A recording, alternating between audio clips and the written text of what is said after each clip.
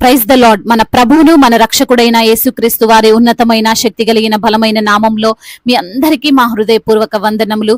ఈ యొక్క ఆదరణ వాక్యము మీకు దీవెనకరంగా ఉందని నమ్ముతున్నాము. కనీసము ఈ వాక్యమును ఒక 10 మందికైనా షేర్ చేయగలరని దేవుని పేరట మనవి చేసుకుంటున్నాము. ఈ రోజు దేవుని వాక్యము, అతని కన్ను ఐశ్వర్యము చేత తృప్తి పొందదు, అతడు సుఖమనున్నది నెరుగక ఎవని నిమిత్తము కష్టపడుచున్నానని అనుకొనడు, ఇదియూ వ్యర్థమైనదే, బహుచింత కలిగించును. ప్రసంగి గ్రంథము 4వ అధ్యాయము 8వ వచనము.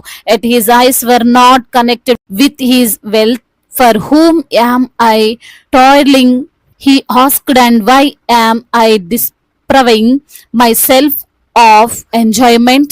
This too is meaningless, a measurable business. Ecclesiastes chapter 4 verse 8.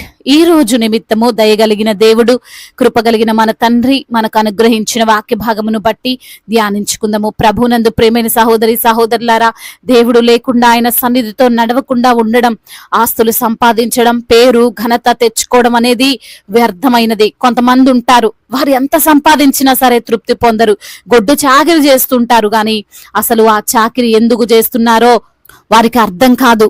వారి గమ్యం ఏంటో, ఏం చేయాలని, ఏం సాధించాలని అనుకుంటున్నారో ఒక స్పష్టత ఉండదు. కష్టపడుతున్నాం, వస్తున్నాయి, ప్రయాసపడుతున్నాం, పొందుకుంటున్నాం, మేము ఎవరి సొమ్ము తినడం లేదు కదా, నావి నావే అనే ఆలోచన వారిలో మొదలవుతూ ఉంటుంది. ఇలాంటి ఆలోచన కలిగి నడుస్తున్న వారి యొక్క కష్టము వ్యర్థము అని భక్తుడైన సొలొమోను చెబుతున్నాడు. ఈ ప్రసంగి గ్రంథం రాసిన సొలొమోనుకు దేవుడు మంచి జ్ఞానం ఇచ్చాడు. అయితే సొలొమోను ఒక మాట చెబుతున్నాడు. ఈ రోజున ఈ లోకాన్ని ఉద్దేశించి మాట్లాడుతూ ఒక వ్యక్తిని గురించి ప్రత్యేకంగా వివరిస్తున్నాడు. అతను ఒక మనుష్యుని పైన దృష్టి నిలిపి పరీక్షించాడు. ఎవరండి అతను అంటే, ఒంటరిగా ఉన్నటువంటి వ్యక్తి. అతనికి ఫ్రెండ్ లేడు, సహోదరుడు లేడు, కుమారుడు లేడు. అంటే ఏ బంధము కానీ బంధుత్వం కానీ అతనికి లేదు. ఉన్నా బహుశా వదులుకొని ఉండొచ్చు. అలాంటి వ్యక్తిని సొలొమోను చూస్తూ ఉన్నప్పుడు ఒక విషయం అతడు గ్రహించాడు. ఏంటండి ఆ విషయం అంటే, అతను కష్టపడుతున్నాడు. ఉదయం అనక రాత్రనక ఆకలి దప్పులు తెలియక ఏం తిన్నాడో కూడా చూసుకోకుండా బాగా ప్రయాసపడుతున్నాడు. ఇంటికి పొద్దుపోయినాక వస్తున్నాడు. సూర్యుడు రాకముందే వెళ్తున్నాడు. తిన్నావా, అసలు ఉన్నావా అని పలకరించే నాదుడే లేడు. ఉన్నా సరే మనోడు మాట్లాడు, నాకు నేనే, నాకు ఎవరు వద్దు అనే లైఫ్. ఇలాంటి వాడు ఎందుకు కష్టపడుతున్నాడు, ఎందుకు అంతగా ప్రయాసపడుతున్నాడు, ఏం సాధించుదామని అనుకుంటున్నాడు. ఆస్తులైతే కూడబెడుతున్నాడు గాని, బంగారము వజ్రాలు వైడూర్యాలు కొంటున్నాడు గాని దానితో కూడా తృప్తి లేదు. ఇలాంటి లైఫ్ వ్యర్థమని సొలొమోను తేల్చేశాడు. ఈ రోజున ఇటువంటి వారు మన మధ్య లేరంటారా? ఉన్నారు కదండి. తల్లి అవసరం లేదు, తండ్రి అవసరం లేడు, భార్య పిల్లలు ఉన్నా పట్టించుకోరు, స్నేహితులను నమ్మరు, బంధువులను దగ్గరికి కూడా రానివ్వరు. అన్నదమ్ములు ఉన్నారా అంటే ఉన్నారంతే, వారికి విలువనివ్వరు.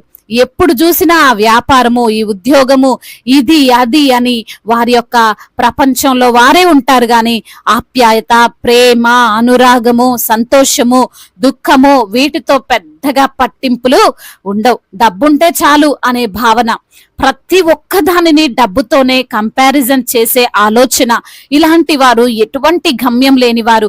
వారికి కనీసం ఒక ఆలోచన రాదు. ఎందుకు నేను ఇంతగా కష్టపడుతున్నాను, ఎవరి కోసం కష్టపడుతున్నాను, దుఃఖం వస్తే లేదా సంతోషం కలిగితే పంచుకోవడానికి ఒక్కరూ లేనప్పుడు ఇంకెందుకు ఈ జీవితం అనే ఆలోచన వారికి ఉండదు. బహుశా నీవు ఇలానే ఉన్నావా? ఒకవేళ నీ యొక్క కుటుంబంలో ఇలాంటి వారు ఉన్నారా? దేవుడు నేరుగా మాట్లాడుతున్నారు.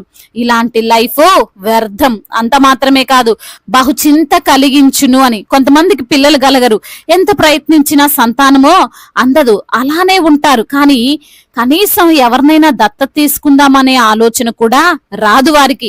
దేవుడు చాలా చక్కగా ఈ రోజు చెబుతున్న మాట ఏంటి అంటే, నీవు బంధాలు, బంధుత్వాలు కలిగి ఉండాలి అని. అవి ఎలాంటివైనా అయి ఉండొచ్చు. నీ సంఘాన్ని నీ కుటుంబంగా చేసుకుంటావో, నీకున్న నీ కుటుంబాన్ని విడిచిపెట్టక ప్రేమిస్తావో, నిన్ను గౌరవించే, నిన్ను ఆరాధించే వారికి నీవు సపోర్టుగా ఉంటావో, ఎలా అయినా సరే దేవుడు అంటున్నాడు, ఒంటరిగా మాత్రం నీ జీవితాన్ని కొనసాగించకు. నీ జీవితం నీ కోసం కాకుండా ఇంకొకరి కోసం కష్టపడితే, ధార పోస్తే నిజమైన జీవితము అదే అవుతుంది. ఈ లోకంలో ఏది కూడా దానికోసం బ్రతకదు, ఇంకొక దాని కోసం బ్రతుకుతుంది.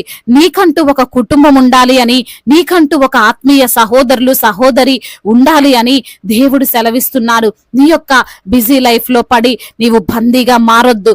నీ ఒక్కడి ప్రయాస, నీ ఒక్కదాని ప్రయాస వ్యర్థమవుతుంది. దేవుని యొక్క సహాయముతో ముందుకు సాగు. దేవుణ్ణి కలిగి ఉంటే అన్ని కూడా ఆటోమేటిక్ గా కలుగుతాయి. మంచి స్నేహితులు నీకు అవసరం, మంచి సంఘ సహవాసం నీకు అవసరం, మంచి ఆత్మీయ జీవితం నీకు అవసరం. కాబట్టి నీకు నీవే కాక దేవుని యొక్క రక్షణతో సమస్తాన్ని సంపాదిస్తూ ఆనందంగా సంతోషంగా జీవించు. దేవుడు ఈ మాటలను మన హృదయములో ఫలింప చేయునుగాక. వాక్య భాగమును బట్టి ప్రార్థించుకుందాము. ప్రతి ఒక్కరు కూడా ప్రార్థనలో ఏకీభవించగలరు. ప్రార్థన. మహాశక్తి సంపన్నుడా, మహోన్నతుడా, కృపా కనికరములు కలిగిన దేవా, జీవాధిపతి నీకు స్తోత్రాలు ప్రభువా. అవునయ్యా, ఒంటరిగా మేము చేస్తున్న ప్రయాస వ్యర్థమని అయ్యా, మాకు మేముగా తండ్రి తీసుకునే నిర్ణయాలు, మాకు మేముగా కష్టపడేటటువంటి ఆ యొక్క కష్టము వ్యర్థమవుతుందని అయ్యా, మరి తండ్రి ఇతరుల కోసం జీవిస్తే, కుటుంబం కొరకు జీవిస్తే, స్నేహితుల కోసం జీవిస్తే, అయ్యా ముఖ్యంగా మీ కొరకు జీవిస్తే మా జీవితం ఆనందంగా సంతోషంగా ఉంటుందని అయ్యా లేఖనము ద్వారా మీరు అయ్యా మాకు జ్ఞాపకం చేశారు. అందును బట్టి స్తోత్రములు. అయ్యా, ఎందరైతే బిడ్డలు ఈ రోజున వాక్యమును విని ప్రార్థనలో ఏకీభవిస్తున్నారో ప్రతి బిడ్డను మీరు పేరు పేరున దీవించండి, ఆశీర్వదించండి, బలపరచండి. విన్నటువంటి మీ యొక్క మాటలు వారి యొక్క హృదయములో ఫలించినట్లుగా కృప చూపించండి తండ్రి. అయ్యా, మరి ఈ రోజున ఎందరైతే బిడ్డలు వారికి ఉన్న కష్టాలను బట్టి, వారికి ఉన్న శ్రమలను బట్టి, ఇరుకులను బట్టి, అయ్యా ఇబ్బందులను బట్టి, బాధలను బట్టి ప్రభాని సన్నిధికి వచ్చి మొరపెడుతున్నారో అయ్యా, వారి మొరను మీరు ఆలకించండి అయ్యా, సమాధానపరచండి దేవా. అయ్యా మరి తండ్రి ఎందరైతే బిడ్డలు ఈ రోజున ప్రభ అనారోగ్యముతో బాధపడుతున్నారో సంపూర్ణ ఆరోగ్యాన్ని దయచేయండి. మీరు పొందిన దెబ్బల చేత వారికి స్వస్థతను దయచేయండి అయ్యా. వారికి ఉన్న శారీరక రుగ్మత, బలహీనత, అయ్యా వ్యాధి బాధలు అన్నిటిని యేసు నామములో కడిగి పరిశుద్ధపరిచి సంపూర్ణ ఆరోగ్యాన్ని దయచేయండి. ఆర్థిక సమస్యలను కొట్టివేయండి, అప్పుల భారాల నుండి విడుదల దయచేయండి, ఉద్యోగ సమస్యల నుండి విడిపించండి. ఉద్యోగం లేక బాధపడుతున్న బిడ్డలకు మంచి ఉద్యోగాన్ని దయచేయండి. అదే విధంగా నా ప్రభువా, అప్పుల భారాలతో కృంగిపోతూ అయ్యా మరి తండ్రి అప్పు తీర్చుకోలేక ఎందరైతే బిడ్డలు సతమతం అవుతూ అయ్యా చెడు ఆలోచనలు చేస్తున్నారో ప్రభా, వారి యొక్క ఆలోచనను తండ్రి అయ్యా మీరు కొట్టివేసి ప్రభా మీ యొక్క జ్ఞానం చేత వారిని నింపి అప్పు తీర్చుకునేటువంటి మార్గమును వారికి దయచేయండి దేవా. అదే విధంగా చిన్న బిడ్డలను కాచి కాపాడండి అయ్యా. యవన బిడ్డలందరికీ మీరు తోడుగా ఉండండి. యవన వయసులో ప్రభా అయ్యా మరి తండ్రి చెడు వ్యసనాలకు బిడ్డలు బానిసలై, గేమ్స్ ఎడిక్షన్స్ కు అయ్యా వారు తండ్రి బానిసలై ఉంటుండగా నా ప్రభువా అయ్యా కృప చూపించండి అయ్యా. అపవాది క్రియలను వారి పట్ల లయపరచండి దేవా. అదే విధంగా నా ప్రభువా బిడ్డలకు మంచి జ్ఞానమును, వివేచనను దయచేయండి. ముఖ్యంగా మీ యందు భయభక్తులు కలిగినటువంటి జీవితాన్ని వారికి మీరు ప్రసాదించండి దేవా. అదే విధంగా వివాహాల విషయంలో మీ చిత్తం ఏమిటో బిడ్డలకు బయలుపరచండి అయ్యా. మీ యొక్క చిత్త ప్రకారంగా వారి వివాహము జరుగునట్లుగా కృప చూపించండి తండ్రి. గర్భఫలము లేని బిడ్డలకు గర్భఫలాన్ని దయచేయండి. గర్భిణీ స్త్రీలను మీరు జ్ఞాపకం చేసుకోండి. ఇప్పుడే పుట్టిన చంటి బిడ్డలను మీరు జ్ఞాపకం చేసుకోండి ప్రభా. ప్రయాణాల్లో ఉన్న ప్రతి బిడ్డకు మీరు తోడుగా ఉండండి. వారి ప్రయాణము సుఖముగా, సౌఖ్యముగా, క్షేమకరముగా ఉండినట్లుగా కృప చూపించండి దేవా. అదే విధంగా నా ప్రభువా అయ్యా ఎందరైతే బిడ్డలు రక్షణ లేక ఉన్నారో ప్రభా వారికి రక్షణ దయచేయండి నా తండ్రి. కోర్టు సమస్యలు, ల్యాండ్ సమస్యలు అన్నిటి నుంచి కూడా బిడ్డలకు విడుదల దయచేయండి అయ్యా. బిజినెస్ చేస్తున్న బిడ్డలను జ్ఞాపకం చేసుకోండి. అన్న యొక్క నష్టాలను తండ్రి అయ్యా మరి లాభకరంగా మార్చండి తండ్రి. ఎందరైతే బిడ్డలు ప్రభా అయ్యా విదేశాల్లో ఉన్నారో వారి నిమిత్తం ప్రార్థిస్తున్నాం. ప్రతి ఒక్క బిడ్డకు మీరు తోడై ఉండండి. మీరే వారిని ధైర్యపరచండి, బలపరచండి, ఆదరించండి. ఒంటరిగా ఉంటుండగా ప్రభా మీ సన్నిధిని వారితో ఉంచండి అయ్యా. మా భారతదేశాన్ని దీవించండి అయ్యా. క్షేమకరంగా అయ్యా మా భారతదేశం ఉండునట్లుగా ఎటువంటి తారతమ్యాలు, విభేదాలు ఏవి లేకుండా ప్రభా సమాధానముతో మా భారతదేశాన్ని నింపండి. అధికారులకు మీరు తోడుగా ఉండండి. సమయోచితమైన జ్ఞానమును వారికి మీరు అనుగ్రహించండి దేవా. అదే విధంగా నా ప్రభా దైవజనులందరినీ మీరు జ్ఞాపకం చేసుకోండి అయ్యా. వారి కుటుంబాలను దీవించండి, వారి సంఘాన్ని దీవించండి. వారి యొక్క ప్రయాసను వ్యర్థపరచకుండా ప్రభా నూరంతల ఫలముతో వారిని నింపండి. ఇంకా ప్రభా అనాథలను, అభాగ్యులను ఆదుకునే దేవుడవు, విధవరాల పక్షముగా వాద్యమాడే దేవుడవు. ప్రతి బిడ్డకు మీరు తోడుగా ఉండమని వేడుకుంటున్నాము తండ్రి అయ్యా. సొంత గృహము లేని బిడ్డలకు సొంత గృహాన్ని దయచేయండి.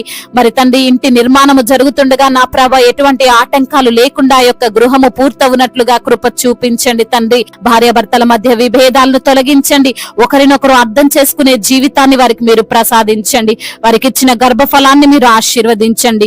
మీ యొక్క సన్నిధిలో సంపూర్ణ సంతోషం ఉందని తెలుసుకొని మిమ్మల్ని ఆరాధించేటువంటి కృపను దయచేయమని బ్రతిమిలాడుకుంటూ మానాథుడు, సర్వశక్తిమంతుడు, సజీవుడు, బలవంతుడైన యేసుక్రీస్తు వారి ఉన్నతమైన నామంలో ఈ ప్రార్థనను అడిగి వేడుకొని పొందుకొని ఉన్నాము మా ప్రియ పరలోకపు తండ్రి. ఆమేన్. ఈ రోజు పెళ్లి రోజు మరియు పుట్టినరోజు జరుపుకున్న వారందరినీ దేవుడు దీవించి సకల మేలులతో, సకల ఆశీర్వాదములతో, కృపాక్షేమములతో దేవుడు మిమ్మల్ని